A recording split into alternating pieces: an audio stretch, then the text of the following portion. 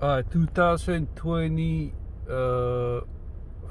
Ford Ranger 2.3 liter engine. We're gonna reset the oil light.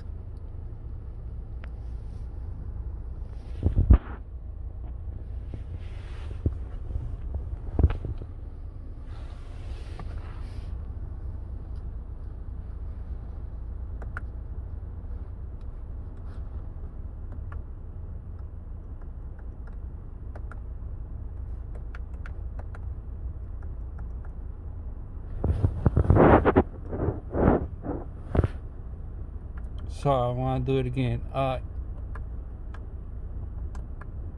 you go to settings, go vehicle, oil life, reset, and hold the OK button to reset it.